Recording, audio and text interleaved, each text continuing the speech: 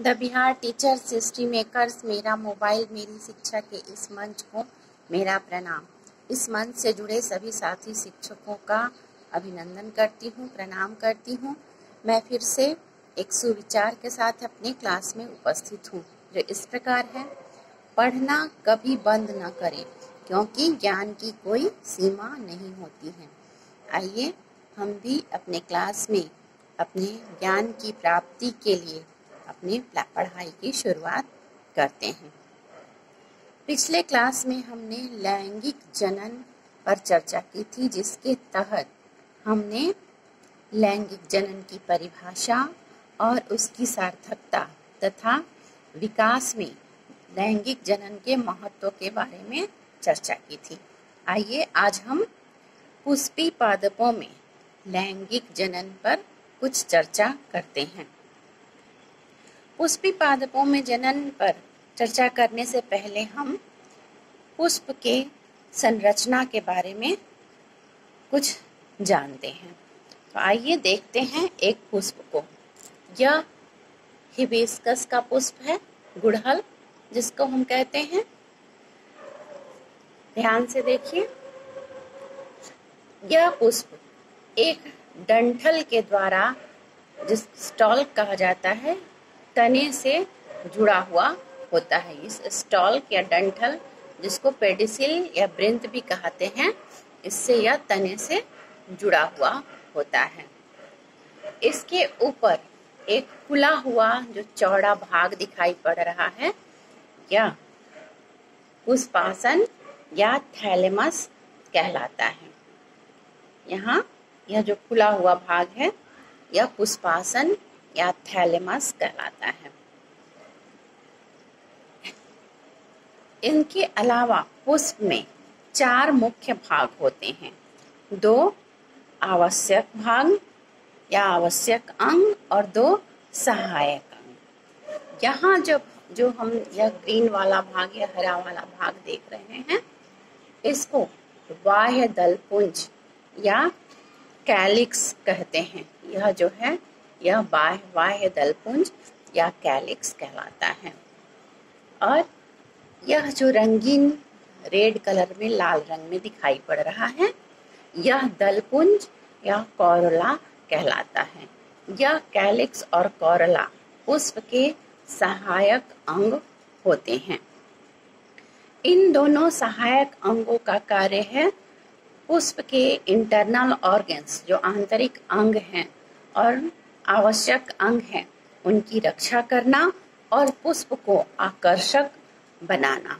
इसके बाद बारी आती है पुष्प के आवश्यक अंगों की।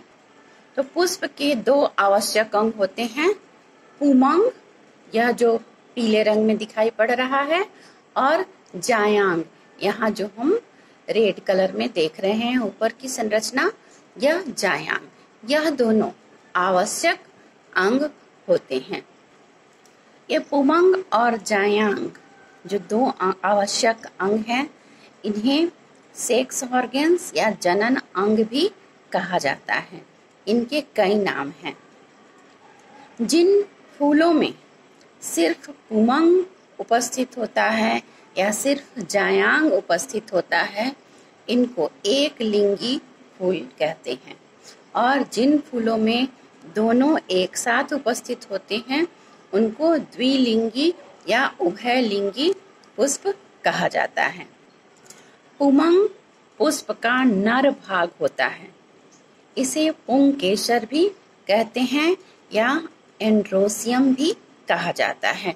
यहाँ हम चित्र में देखें, ध्यान से देखें, यह जो पीले रंग का दिखाई पड़ रहा है, यह भाग एक पतले डंठल से लगा हुआ होता है।